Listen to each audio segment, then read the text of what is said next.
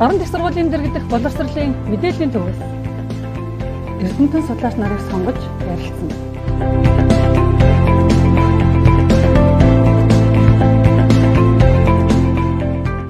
Сайн байцгаана уу эрхэм хүндэт үзэгч, сонсогч та бүхэнтэйгээ Орон их сургуулийн дэргэдэх мэдээллийн боловсрол мэдээллийн төвийн хамт олонны зүгээс мэдчилж байгаа дагтаатай байна. Орон их сургууль нь матлан итгэмжлэгдсэн төрийн өмчийн бүс нутгийн их сургуулийн хувьд иргэд олон нийтийг боловсрол, соёл, шинэ ухааны эрдэмтэн судлаачтай танилцуулж тэдний эрдэм судлалын ажлыг түгээн дэлгэрүүлэх энэ үйл явцанд дэмжлэг үзүүлж хамтран ажилладаг билээ. Энэ удаагийн эрдэмтэнтэй ярилцах цаг нэвтрүүлгийн зочноор Монгол Улсын их сургуулийн дэргэдэх доктортой хөгжил хүрээлэнгийн захирал доктор профессор тогтхын чулуун судлаач маань оролцож байна. Тэгээд танд энэ өдрийн мэнд хүргэе. Баярлалаа. За сайхан хаварж гин үү? Тавтаа явж ирүү? Оо сайхан. За манай нутагтад анх удаа ирж гин үү та тийм? Олон удаа ирсэн үү? За мэдээж одоо судлаач өнөө хувьд бол зүүн бүс нутгийн олон нийгмийн эдийн засгийн олон асуудал дээр бас хамтарч судалгаа хийж ирсэн байна. Ялангуяа экосистемийн судалгаа. Экосистем дээр илүү төвлөрч мэдээж ажиллаж ирсэн байна тийм.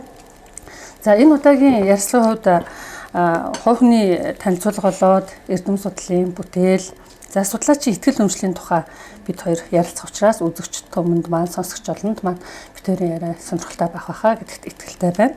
Ингээд нэвтрүүлгийнхаа одоо зочны хамарт тухлан суусан таны танилцуулгыг бас танаар өөрөөр нь танилцуулъя гэж бодож байна. Та өөрийнхөө танилцуулгыг товчхон манай үзэгчдэд танилцуулна уу? За баярлалаа. Манай Аапл Говьтай аймгийнх, Бүтээж Доронтой аймгийнх. Тэгээд Баян сумын Баян дуун уу? Тийм, Баян уулсан. Баян уулсан. Тийм, Баян уулсан. Тэгэхээр Баян дуун яг л тэр хөлийн зааг хариуцлаа юм шиг. За. Тэгээд ялангуяа хамаатнуудын асуухаар зарим нь Баян дуун төрсөн тэгээ Баян уул руу нүүсэн гэдэг. Ерөнхийдөө Баян уул гэж ярихад яг болно гэсэн. Тэгээд аав ээж хоёр танилцахдаа бол энд танилцсан. Баян түмэнд аав нөгөө дивизийн комиссар халах бол дивизийн комиссар ажиллаж байгаа Баян түмэнд. Ээж тэгээд Баян түмэнд бас нөгөө банкнд ажиллаж исэн баха. Тэгээд танилцсан гэрэл болсон. Тэгээд нутгийн хоёр цаас аав ээж хоёр энд танилцж амьдралын гараагаа ихсэн учраас ийм миний хувьд бол бас их сонирхолтой газар ирчээд байна л да. Тэгээд өөрөөсөө асуултан дээр болоход бол ер нь социализмын үед яг социализмын бас үр шимийг их хүртсэн. Нэгдүгээр сургуулийн тооны анги, тэгэл дараа нь хайрх их сургууль, онлайн физик төгсөөд тэгээд Москвагийн сургуульд онлайн бие бичиг чиглэлээр докторийн зэрэг хамгаалсан. Тэгээд тэрэн дээр бол комплекс системийн судалгаагаар комплекс системд үүсэх хаос, диспатив байгууламж, автохилбэлзэл гэл иймэрхүү зүйлүүдийг их гүнзгийрэл судалж байгаа докторийн зэрэг хамгаалсан. Тэгээд дараа нь бас арчлалын буйнаар Америк явах боломж гараад Америкт экосистем судлаач болж хувирсан. Америкт постдок эхэлж игээд дараа нь бол дэд профессорын төвшөнд Колорадо их сургуульд 10 гаруй жил ажиллаж байгаа. Тэгээд Монголд ирээд тэгээд нийгэм экологийн системийг судлах ажлыг судалгааны ажлыг нэлээд хийдэг гэсэн. Бодлогын судалгаа. Тэгээд сүүлдээ бол ерөнхийдөө тогтвортой хөгжил рүү их ороо ирчихсэн дээ. Тэгээд ийм л замлалтай. Тэгэхээр багшийн өөрийнхөө танилцуулгаас харж байхад бол сонсогчд маань хоёр зүйлийг бас онцолж харж байгаа хэ. Мөрөгчлийн хувьд бол одоо физикч тий. Яг судалгааны үндсэн чиглэл нь өөрөө систем судлаач, бүр цааш дахин цаашлаад харуул экосистем судлаач тий гэж ойлгож болохоор. Тэгээд бид өөрөө одоо манай эрдэмтэнтэй ярилцах цаг нэвтрүүлгээд яг энэ чиглэлийн судлаачд бол ховорхон орсон байдаг. Тийм учраас манай үзэгчд бас яг энэ сэдвийн хувьд их сонирхолтой байх гэж бодож байна тий. За яг бид нарын яг энэ ярилцлага хийж байгаа энэ цаг үед бол үндэсний болоод олон улсын түвшинд ингээд боловсролын шинжил нэлээд хүчтэй харагдж байна. Тэрний хүрээнд ч нэлээд олон зүйлүүд ингээд хийгдэж байна тий. Тэгэхээр таны ингээд бүтээлүүдээ уншиж судалж байхад бол яг системийн одоо судлаач гэж хэнийг хэлдэг юм бэ гэдэг зүйл эхлээд их сонирхол татаадсан л да. Тэгээд энэ талаас та нэг манай хүмүүс танилцуулъя. Яг жоохон миний хувьд бол арай тодорхой хэлийг бол анх ихэлсэн нь бол комплекс системийн судалгаагаар хэлсэн гэж хэлж болно. Тэгээд нөгөө онлайн физик суурьтай. Тэгээд тэр утгаараа бол нөгөө нээлттэй системд Ер нь энтропи буурч нөгөө цэгцрэх боломжтой байдаг.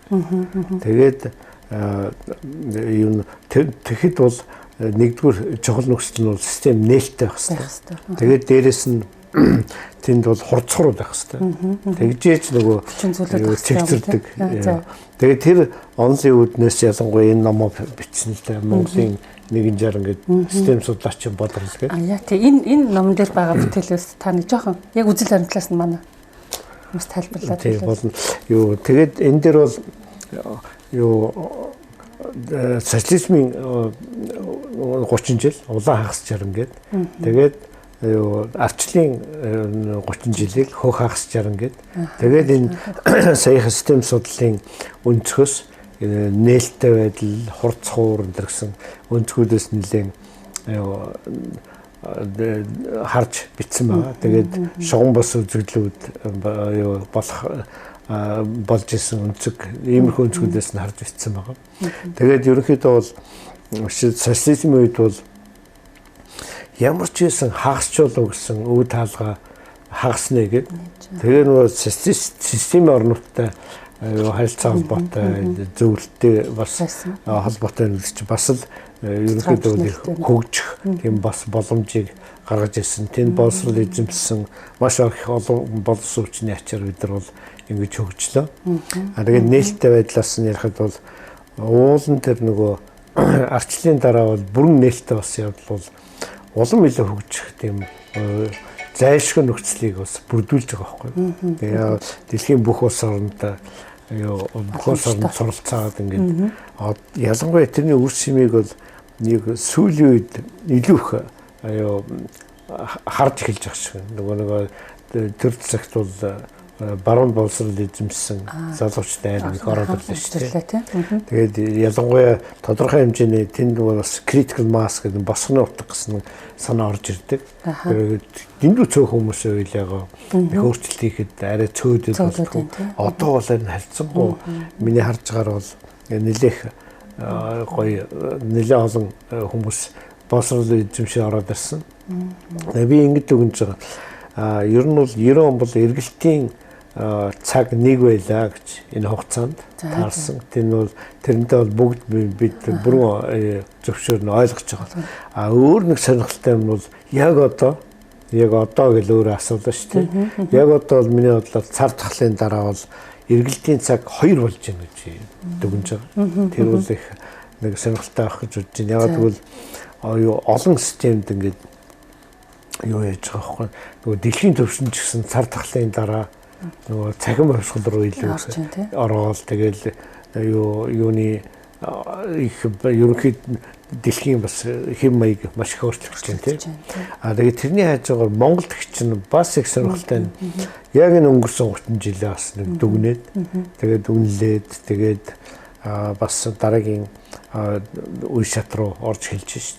Тухайлбал би нөгөө энэ номдоос арчлын 30 жилийг нөгөө системээр нь дүгнж нэг өгөл өчсөн л дээ. Тэгээ энд бол их нийтлүүд их бичсэн.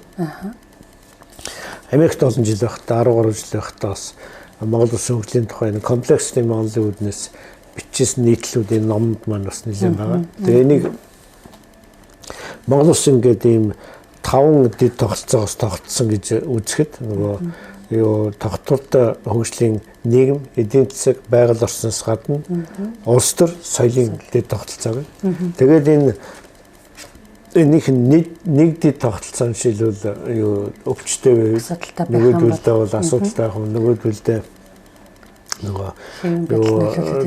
уламжилт ангаахын дэдэг нөгөө 5 цол өрхтөн чинь эцэг нөхөр дайсан холбоосоор холбоотой байдаг шиг бостой нөлөөлөл цогц тогтолцоогоо нөгөө дороотуулахад хойноор оруулна шүү дээ. Тийм байдлаар нь ерөнхийдөө ямар үзүүлэлтүүд ингээд жишээлбэл арчлын 30 жилд их урагшлах хүчин зүйл болж байв. Ямар хүчин зүйл хоошин татчаа гэсэн судалгааг хийж үзсэн чинь ерөнхийдөө хантаа гарч ин жишээлбэл арга шин татсан юу гэхэд бол хөгжлийг урагшлуулахад хамгийн нөлөө үзүүлсэн хүчин зүйл бол ардчил эрхчлөө энэ төр гэл. Тэгээ мэдээллийн технологи, олон улсын харилцаа, тэгээ энэ соёлын талын асуудлууд, боловсрол соёлын асуудлууд орж явах. Чөдрөлсөн зүйлхээр зэрэг авилга хийх хууль, тэгш ус байдал, ядуурл, газрын доройтол, санхүүгийн алдагч ба өөр гэндрэг.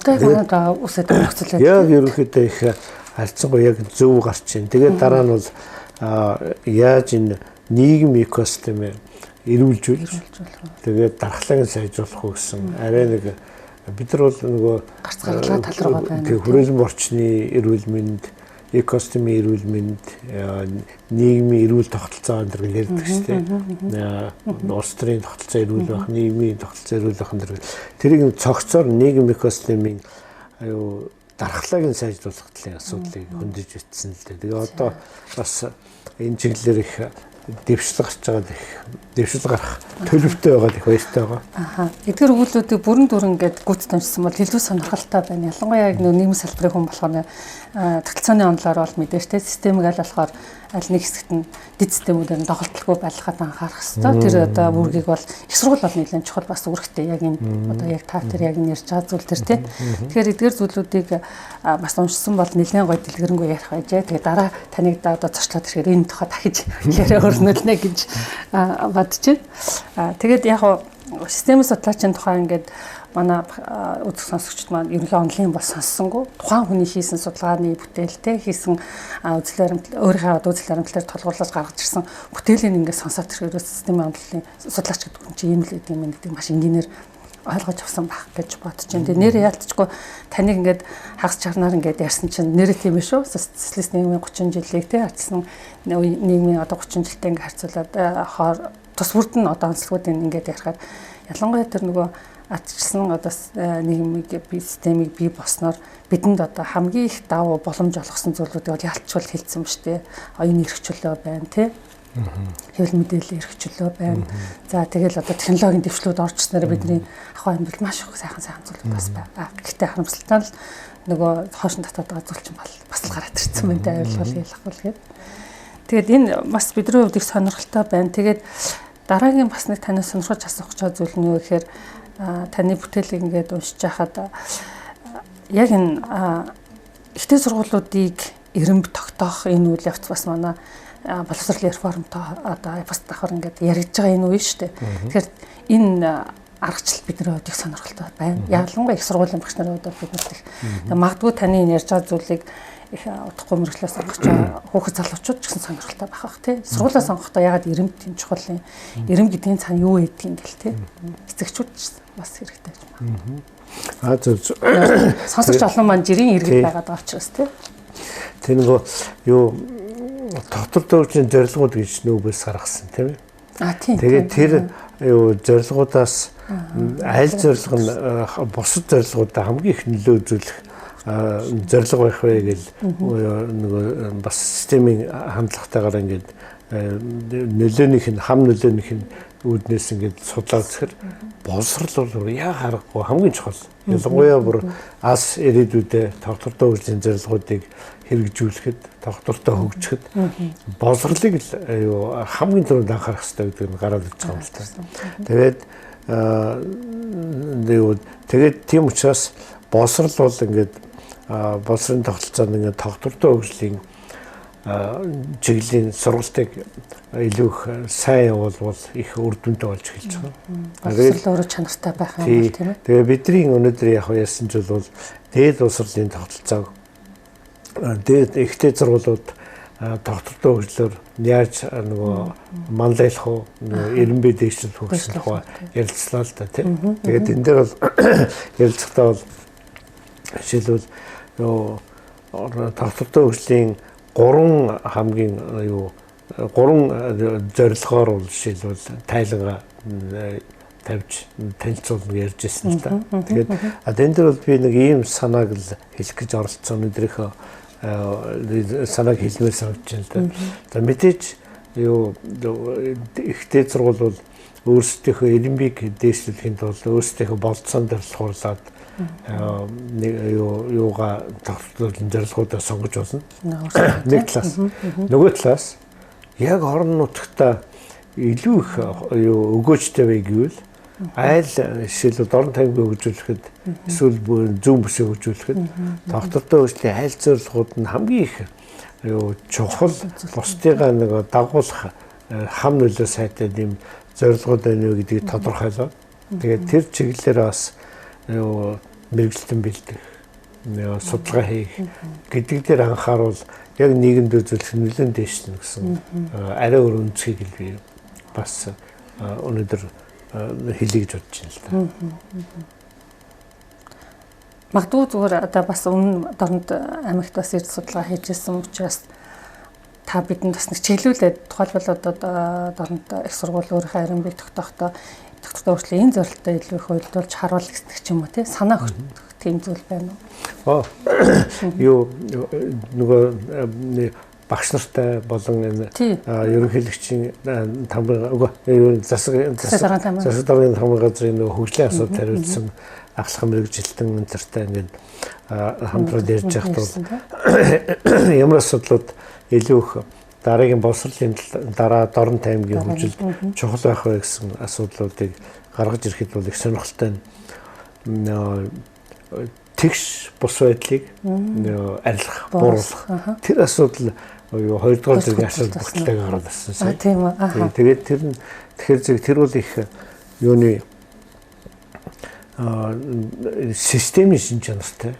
Тэрэн дотор нөгөө ядуурлыг арилгах чинь орчин. Тэгээ нөгөө шудраг нийгмийн баялгаас тэгш хүртэх гэсэн санаа орж ирнэ. Тэгээд нийгэм нөгөө тэгш байл юуны нийгэм илүү тогтвортой байна. Илүү аз жаргалтай байх боломжтой. Тэгээ тийм асуудал ороод ирсэн их сонирхолтой байлаа. Тэгээд гуравт нь юу орж ирнэ? Экосистем нь орж ирсэн. Гуравт нь юу орж ирсэн? Юу эдийн засгийн өсөлт ба нөгөө хөдөлмөр эрхлэлтийн асуудал ороод ирсэн. Дорн таймд. Тэр бол яг ерөнхийдөө бол яа харах эдийн засгийн өсөлт чинь нөгөө хөдлөх хүчин болдог утгаараа таарч байна. Тэгээд дээрэс нь хөдөлмөр эрхлэлтийг сайжруулж ижил бас л юу нийгмийн асуудлыг илүү шийдэх боломжтой гэсэн логикоор бол байж болох асуудалтай. Тэгэхээр энэ бол юу гүнзгий судалгаа хийгээгүй ч гэсэн нөгөө бас хайлтчихсан. Гэхдээ мэрэгжлийн хүмүүс бас оролцоод багш юу тухайн салбарын мэрэгчлэнгүүд бас орсон шүү дээ. Оролцоод тэгээд гаргаж ирж байгаа гэсэн утгаараа бол сонирхолтой. Би тэгээ угаасаа нөгөө нийгмийн хөгжлийн ажлын хэсэгт бас орж байгаа л бас гэсэн. Тэгээд тэн дээр бол ер нь бол энэ нийгмийн тэгш ус байдлыг бууруулах нь бол энэ нийгмийн хөгжлийн хамгийн түлхүүр зангилаа асуудал концепт байж болно шүү дээ. Ялангуяа юу энэ бол нөгөө нийгмийг тогтвортой байлгах. Тэгээд нөгөө 2050 он гэж чинь аз жаргалаар тэргүүлэгч орон болох зорилго тавьж ш. Тэгэхэд бол энэ тэгш байдал бол маш их чухал гэсэн санаа манаагаар. Тэгээд дээрэс нь юу ерөнхийдөө бол их яг үнэхээр тэгш нэгэн байгууллагыг бол нөгөө нийгмийн үйлчлэгээнд бас тэгш хамрагдах боломжийг олгох энэ төр гээд дагалдаад их олон асуудлыг их системээр нь оруулаад ирэх боломжтой. Тэгээд ялангуяа нэлээх орлого нь бол уул уурхаагаас орж байгаа тохиолдолд яаж энэ уул уурхаж бас ард түмний баялаг шүү дээ. Тэрийг яг арай нийтэд хүртээмжтэй болох уу гэсэн өнцгөөс ч гэсэн үнэхээр нэг төлхөр концепт байж болох юм гэсэн санаа дэвшүүлж байгаа. Тэгээ Дорн таймгийн хөгжлийн хотын зорилтын дээр Дорн таймаг бол аж аргалын энд гэсээрээ тэргүүн аймагуудын нэг болно гэсэн бас зорилт байдаг байхгүй. Тэгээ тэр утгаараа ч бас мэдчихэл байгаа мэн тэр зорилттой бас тий. За ер нь бол яг хуу системийн одоо систем судлаач гэдэг утгаар нь хойлоо нэлээд олон сонирхолтой зүйлийг ярьлаа тий. Тэгээд бас энэ системийн судлаачийн хувьд бас нэг анхаарах зүйл нь юу гэхээр миний анхаарлыг татсан нэг зүйл нь болохоор Монгол улсын хөгжлийн замын зурагт нордикийн загварыг бас та жишээ болгож санал болгож ирсэн. Тэгээд ягаад нордикийн загварыг бид нар ингээд бас анхаарах хэрэгтэй. Ялангуяа манай Дорн их сургуулийн төрийн захиргааны магистрантууд энэ Нордекийн загвар дээр сурсан жижиг одоо юу гэдэг үзэл баримтлалыг одоо юу гэдэг байж болох уугүй ч гэдэг юм а тий жижиг хөргөн судалгаанууд хийцэн байж байгаа байхгүй. Тэгээд тэр утгаараа зүгээр надад анхаарал татсан юм л та тий. Зөв. Би нөгөө тогтвортой хөгжлийн индекс боловсруулаад дэлхийн хэмжээнд бас улс орнуудыг нөгөө эренблээд ингээд судалгаа хийж байгаа юм л та. Тэгээд тэн дээр бол яг хүний хөгжлийн индекс шиг хялбархан дөө мөртлөө юу хүний хөгжлийн индекс дээр нэг байгаль орчны асуудлыг оруулаад тэгээд дээрэс нь нийгмийн бас орлогын тэгшүүс байдлыг нэмж оруулаад тэгээд улс орнуудыг ингээд бас дэлхийн улс орнуудыг ингээд ангилж өрөөл судалгаа хийгээл янз бүрээр үдчихсэн. Энэ бол гэхдээ хамгийн сүүлийн өнгөрсөн жил гаргасан үрдэн баггүй. Тэгээд ингээд үдсэн чинь энэ нөгөө дараагийн ном дээр бас хүмүүн байгалийн найрслага экосистем тий судлаач өнцгөөс. Энэ дээр яг л нөгөө юуны тогтвортой хөгжлийн индекст нөгөө байгаль орчны индекс оруулах гэсэн санаа. Тэгээд энэ бол яг хөө дэлхийн төвшөнд Монгол улсын төвшөнд энэ байгаа. Тэгээ ингээд харсан чинь энэ скандинав орнууд буюу ингээд нордик загвартай орнууд ингээд хамгийн илүү их тал манлайлж явж байгаа байхгүй. Үзүүлэлтүүдээр. Үзүүлэлтээр. Тэгээд үргэлжлүүлээ ингээд бодохоор зэрэг нөгөө скандинав орнууд чинь хүн ам цөөтэй тэгээд бас социал демократ үзэл баримтлал төлөхөө байна. Тэгээд Норвеги нь бас баялагын сантай тий. Тэгээд баялагын зүй зохистой ашиглаж чадсан. Тэгээд иймэрхүү нөхцлөөс харахад бид нар бол ер нь маш том орныг дагаж дуурайх бол хэрэг галаг дуурайж хөлөөлдөг гэж байдаг билүү тий. Тиймэрхүү маягаар дагаж дуурайх чинь хэцүү л гэж би бодож байгаа. Жишээлбэл Америкийг дуурайх гэж оролдох, Японыг дуурайх гэж оролдох, Оросыг дуурайх, Хятадыг дуурайх ч юм уу иймэрхүү хэд том гүрнийг дуурайх асуудал бол Монголд бол бас тохиромжтой биш юм уу гэсэн бас нөгөө талаас нэг бодлоо. Тэгээ угаасаа ингээд миний судалгаар Нордик орнууд ороод ирж байгаа учраас ингээд нэлээд ингээд бодоод тахт ер нь их зөв юм биш бол гэсэн санаагаар тэгээд юу уул нэг хөгжлийн Монгол улсын хөгжлийн хувилбаруудыг хараад зэрэг баялагын хараал Азийн чон тэгэл хөрс орны дагуул болчих тэгэл юу эсвэл нордик цагаараа яваад тогтвортой хөгжил рүү явах гэх мэтлэн хүсмээргүй хүсүүштэй энэ загвар байгаа юм л та. Тэгээд харамсалтай нь бол хүсмээргүй баялагын хараал гэсэн загвараар өнгөрсөн 30 жил загвараар л нэлээд явсан болж таарч байна. Тэгээд цаашдын ирээдүйн 50 хүртэл явах замууд нь болохоор буруу бол нөгөө хөрс орны дагуул болчих. Хүсмээр загвар нь бол нордик загвар байж болмоор байна. Тэгээд тэр лүгөө хүрэхтэй бас яаж хүрэх үү гэдэг. Уул нь баялагын хараалаас нөгөө нордик загвар руу шууд чиглээд явах тийм хувилбарыг л хөлбөр явыг бол яг судалгаа нэлээ хийгээл тэр замаар яг яаж явах уу гэдэг стратеги олсруулад ингээд нэлээд нухацтай үзэх хэрэгтэй шүү дээ. Яг таагч мэдээж хэрэг энэ хөрс орондоо нэлээд найрсаг харьцаж явж болно тий. Тэгвэл замдаа гацчихсан магадгүй шүү дээ. Хөрс орны хит хараад болоод тий янз бүрийн нөлөөнөөс тий хит хараад тэгэхээр зэрэг юу ерөнхийдөө алсын хараага бас ямар ч маягаар хөгжүүл зөвгөрөө гэдгийг би судлаач үүднээс нордик загвараар явуул яасан бэ гэсэн санааг л дэвшүүлсэн. Тэр номон дээр 3 дахь ном дээр бас ингээд нүүрэн дээр ингээд өөрийнхөө гол юмыг гаргаад байгаа шүү дээ. Тэр шиг 3 дахь ном дээр ингээд гол хэсэг болгоод ингээд сая 4 загвар мөгрөө оруулаад ийм 3 цоврол байгаа. Тэгээд сэргэн хөгжихөөгээд бодлого судлаачийн хараа гэдэг. Одоо энэ хавар эвлэгч хоо энэ сардаа ч юм уу. Ингээд бүтээлүүдийг ингээ харахаар за хамгийн ихний бүтээл нь одоо энэ байна уу тий. За Монголын 160 гэдэг яг нөгөө систем судлаачийнхаа өөрийнхөө бодлогыг энэ дээр ингээс нэгсэндээ системийнхаа одоо онцлогслолууд ингээ хараад тайлбарлаад байна тий. За дараагийн бүтээл нь болохоор илүү хүмүүн байгалийн хоорондын одоо холбоо уялдаа холбоо тэрийг экосистемийн судлаачийн өнцөг талаас явсан. Сая 3 дахь нь болохоор ямар нэртэй бодлого судлаач. Бодлогыг судалж бодлого судлаач. Сүүлийн 20 жил бодлого судалжлаа. Тэгээ ер нь юу Америкаас 20 жилийн өмнө ирсэн.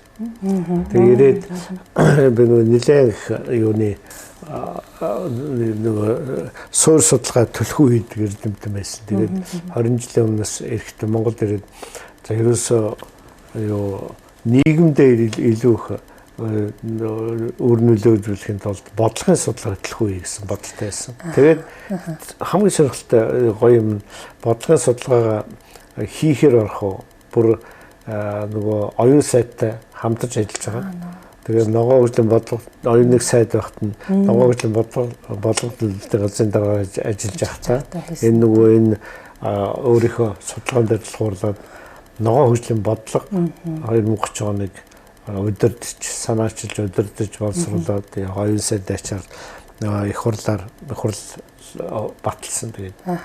Судлаач хүний хамгийн гол одоо бахархал бас тэр шүү дээ. Тэгээ өөрийнхөө үзэл баримтлалыг тодорхой ингээ бодлон бичиг баримтад оруулаад тэрнээс хөгжлийн одоо чиглэл болоод бас үр дүнгээ үзүүлээ явж байгаа гэдэг чинь л тэр бол хамгийн сайхан санагддаг. Тэгээд дээрэс нь нөгөө алсааранд нөгөө хөгжлийн бодлогоос ороо явж байгаа. Тэгэхээр маш гоё. Тэгэхээр одоо яг нөгөө сая бодлогын судлаач гэдэг нь гол нөгөө бодлогын өр нөлөөний судалгааг бол нэлээд хөгжүүлэх хэрэгтэй юм шиг санагддаг. Ялангуяа орон нутагт хэрэгжиж байгаа дотроо салбар дээр байгаа тэр бодлогод өөрөө хэр үр нөлөөтэй байгаа даа. Түүнийг өшөө хэрхэн сайжруулах гэдэг дараагийн хөгжлийн стратеги боловсруулахад энэ суур мэдээллүүд дүн шинжилгээнд хэрэгтэй байдаг. Тэгээд тэрэн дээр бол яг бус нутагтай байдаг их сургуулийн удаад бид нар их үүрэгтэй гэж бодно. Бид нар өөрсдөө бол бодож тодорхой хэмжээгээр оролцоогоо хангал ингээд хичээгээд явдаг та. 100% санал нэг. Ялангуяа тэр яг бодлогын өр нөлөө, дээрэс нэг хөгжлийн баахан төслүүд байдаг шүү. Том төслүүд. Нөгөө ялангуяа гаднаас дэлхийн банк энэ төр мэтлэн гаднаас ингээд том яг тогтвортой амжилт байх чинь 53 сая долларын иймэрхүү том төслүүдийнх нь бас өрнөлөг адилхан бас судлах юм дутагдж байгаа санагдаж байна. За яг таны ингээд ярьсан зүйлүүтэй ингээд уйлдаад бодоход таны бас нэг бичсэн зүйл миний анхаарлыг бас татсан. Энийг бас эндээс харж байгаад бас хэлье гэж бодож байна. Бас буруу хэлчих байх гэдэг. Онгон байгальтайгаа цохилдсон орчлонгийн хуульд нийцсэн цагийн хүрдэнд таацсан нүүдэлчийн ухаан нэгэн эрдэнэ. Энэ өөрөө монголчуудын эрхэмлэн дэдлэх үн цэс юм гэдэг бичсэн байна тий.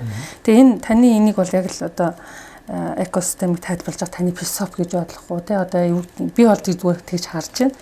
Тэгэд яг энэ одоо таны бичсэн зүйл миний сонирхлыг татсан учраас цааш нь ингээд лавлаад харах юм бол нэг нутаг усныхан гэсэн юм үзэл одоо санаа бас анхаарал татаад байна л да. Ялангуяа манайхан нөгөө хөгжлийн одоо асуудлаа шийдвэрлэхийн тулд бид чинь одоо юу гэдэг нь доктортой амжиргаа төслийн хүрээнд эргэж сууж агаад тулгамжаа асуудлаа тодорхойлоо тэгээд тэрийг эренблээл тэгээд төсөө батлал ингээл явж байгаа нэг юм дүр зурагтай яваад байгаа шүү дээ. Тэгэхээр яг таны энэ үзэл санаа яг цаана яг ямар утга учир байгаа вэ те? Энэ сайн нэг уншдаг нөгөө гурван мөрчин бол эрдэмтдтэй хамтраад нөгөө монголчууд үнэт зүйлс гэдэг аюу 9 эрдэм гэдэг ийм цуврал 9 юу гаргасан байна. Тэрний нүүдэлчний ухаан гэсэн хэсгийг би нөгөө малгай болгож оруулсан. Тэгээ энэ дээр бол бас миний нөгөө дэвшүүлж байгаа үнд зүйлсд юу орох ёстой вэ гэдэгт дэвшүүлж байгаа санааг их сайн тусгасан л та. Энэ бол тэгээ тэн дээр бол миний санаа бол энэ нүүдлийн соёл иргэншлийн тэгээд энэ юуны нэг нутг усныхан бол тий ерөнхийдөө бол манай энэ үнэт зүйлсийн нэг яг их чухал нэг үнэт зүйлс юм аа гэсэн санааг би бол энд эрдэмтдийн санаагадлыг авахд бол өөрийнхөө зүгээс ийм хувь нэмэр оруулсан. Тэгээд тэр өгүүлэл бас энд оролцсон байгаа энэ ном дээр. Тэгээд тэр санаа бол ийм юм. Яг одоо нөгөө байгалийн бэлгийг төрийн нийтийн өмчгээд болгоё гээд үндсэн хуулийнхаа шинжилэлд оруулчлаа шүү дээ. Тэгвэл тэрийг яаж амьдруулах вэ гэдэг дээр би санаа дэвшүүлж байгаа. Тэр санаа нь юу гэхээр зэрэг угаасаа нөгөө олон зуун жил нэг нутаг усныхан чинь юугаар тогтвортой амьдарсаар ирсэн шүү дээ. Нутаг усаа хамгаалаад ашиглаад тэгвэл ингээд ийм яг өөрийнх нь эзэмшдэг соёлын ландшафтын энэ цэрэгт байгалийн нөөцийг нөгөө бэлчээр, ургамал, амтан, ус ой гэл тэ бүгдийг ингээд нэг нутаг усныханд нь эзэмшүүлээд хамтаар нь эзэмшүүлээд яг эзэмшүүлээд тэгээ энийг энэ дээр тулгуурлаад ингээд тогтвортой өгчээд яваа гэвэл ерөнхийдөө бол энэ тогтвортой өгчлийн үндсийг хөдөө нутагт бол их эргэцэн үндсийг л бий болгох юм гэсэн санаа төрсөн. Тэгээ яг түрүүчийн битээр ярьжсэнээс нөгөө юу гэхээр зөв гадны зээл тусламжаар ингээд маш их олон төсөл хэрэгжүүлэхдээ дандаа гадаадын санаа манаагаар малчтын бүлэгч гэдэг юм уу, ойн нөхрөл гэдэг ч юм уу, бэлчээр ашиглагчдын хэсэг гэдэг ч юм уу. Ингээд нэг яг хөрсөн дээрээ яг божтой суугаагүй Монголынхоо ийм маягаар ингээд хэрэгжүүлээ яваад хар зэрэг төсөл дуусахаар өнгөрчөөд идэв. Тогтвортой өргөжлөхгүй байна. Тий, тогтвортой өргөжлөхгүй байгаа нь судалгаа хийж явахтай харлаа л да. Тэгээ би яг эрдэмтэн ийм хөгжлийн бодлогод оролцож явсангүй, хөгжлийн ийм төсөлд орж явсангүй, судалгаа л хийж явлаа. Тэгээд яг нэг нутгсныханд нэгэ суурлаад хөдөө нутгийг тогтвортой хөгжүүлэх энэ саяын эргэцэн үндсийг бий болгоод тэгээ хөгжүүлвэл яасан юм бэ гэд. Тэгээд яг бас өөрчн сонирхолтой нарийн болгоод сонирхолтой нөгөө нэг энгийн бодлоо хэлэхэд надад тэгээд яг ингэж бодож байна. Саяхан санааг шууд хэрэгжүүлээд эхлэх газар нь бол хөлийн ойролцох бүс нутгууд байх гэж бодож байна. Ягаад бол хүн ам цөөтэй тэгээ уламжлалыг хадгалсан. Тэгээд дээрэс нь хамгийн чухал юм ягаа нөгөө үндэсний аюулгүй байдлын үүднээс ч гэсэн тэр нутаг зэлүүд газрыг эзэнтэй болох. Тийм үү? Тийм учраас маш их ач холбогдолтой. Тэгээд дээрэс нь би энэ үзэл баримтлагаа бол юу гэж бодож байгааг бол боёо хотоос юм уу гадаадаас өөрсдийнхөө нутаг ус руу энэ нэг мэдлэг, технологи, тэгээд мөнгө буцааж ингэж урсах дандаа бүх юм хотоос хөдөөнөөс хот руу хотоос ингээд алдагдаад гадагшаа явж байгаа бас тэрнийг эргүүлэх талын юм зохицуул байж болох юм уу? Тухайлбал жишээлбэл нэг бизнесмен өөрийнхөө нутаг усандаа хөрөнгө оруулах юм бол саяхаар нөгөө нутаг усныхаа усандаа байгаа нөгөө байгалийн бэлгийг хамтран эзэмшигчдийн тоонд ороо явчихсан болох байхгүй жишээ. Тэгээ би өөрөө нөгөө сонирхолж хэлэх гэсэн юм хэлэхэд манай нөгөө аав ээж чинь зах хязгаар нутгаас юм байна. Тэгээд хэрв тийм төслийн боломж олдох юм бол энэ Говьалтай Бугт сумд тэгээд энэ Дорн таймгийнхаа Баян сумд ээжийн Баян сумд ээжийнхээ нас таахын бас төслөр хэрэгжүүлж гайхалтай мал гэж бодож байна. Жишээл аавах чинь юуны Бугт сумын алга хайрхан бүс хайрхан хоёр уулын дунд зурсдаг тийм нэг голынхан байгаа байхгүй аав хамаатнууд голдов. Тэгээд тэр бүр хил рүү очиод Алтан цаадах говьд хил рүү очиж үйлждэг. Үйлжүүн тийш. Тэгээд тэр бүс нутгийг бүгдийг зөвхөн ашиглахгүй дээрэс нь нөгөө хамгаалаад тэгээд ингээ хамтраа хөгжих. Тогтвортой ашиглах гэдэг. Тогтвортой ашиглах, тогтвортой хөгжих тийм боломжийн эргэцэн үндсийг тавиад өгвөл өөрсдийнхөө нөгөө өр хүүхдтэй нэг өр хүүхдийг ирээдүйн төлөө арай өөр хандах багсан нэг тийм юу байгаа. Тэгээд дараа нь бодож явах нэрээ танай сургуулийнханд хандаа хэлэхэд би нэг ийм асуудал бодоод байгаа. Яг бодит байдлаар энийг хэрэгжүүлэх боловсруулж хэрэгтэй шүү. Тэгээд магадгүй яг тийм тэгээд нэг нутгсныхныгаа удирдаад тий манлайлаад аваа явчих тийм боловсруулалтыг бэлтгэх тал дээр анхаарал тавил манай дээд сургуульд бас нэг хэрэгтэй зүйл байж байна. Тэгээд аргагүй судлаач хүн бол дандаа асуудлын шийдлийг тодорхой хэмжээгээр хэлж тайлбарлаж өгч байдаг. Тэгээд бидний ярианы төгсгөлд бол бас их сургууль өөрөө энэ одоо орон нутгийн хөгжүүлэлт хувь нэмэр оруулах тодорхой нэг чиг үүргээ жишээн дээр ялангуяа нэг нутаг усныхан гэдэг энэ үзэл баримтлалыг хөгжүүлэх боломжийг бол та нар ирж хайх хэрэгтэй. Тэдгээр хүний нөөцийг бэлтгэх хэрэгтэй гэсэн ийм сайхан бас зөвлөмж, судлаачдын сайхан саналыг бид нарт өгсөн чин сэтгэлээсээ талархлаа. Тэгээ бидний энэ удаагийн ярилцлага одоо олон зүйлийг бид нар бас ярьж болох боловч бас хүмүүст цэгцтэй багаар ингээд алхамаар ингээд мэдээлэл өгөх зүйтэй гэж үзэж байгаа учраас энэ хүрээд өндөрлж जैन. Тэгээд бидний урилгыг хүлээн авч бидэнтэй бол манай бүс нутгийн маань үзэгч сонсогч түмэнд өөрийнхөө хийсэн судалгааг мөн шинж ухааны тодорхой үзэл баримтлалыг нийгмийн хөгжлийн энэ шинэ одоо хандлага давлгааг бидэнд бас маш ингээнээр сайхан тайлбарлаж өгсөн танд маш их баярлалаа. Таны эрдэм судлалын ажилд амжилт хүсье. Намын цагаан буян үргэлж дэлгэрэх болтугай гэсэн сайхан өдрөөр энэ удаагийн нэвтрүүлгээ өндөрлөх гэж байна. За баярлалаа. Би энэ номоо танай сургууль бэлгэлье. Сургуулийнхаа номоос нь тавиад тэгээд унших хүмүүс нь тий уншиж сонирх хүмүүс ингээд 3 дахь ном гаргахаас бэлгэлнэ. Тэр үед багшиг болно.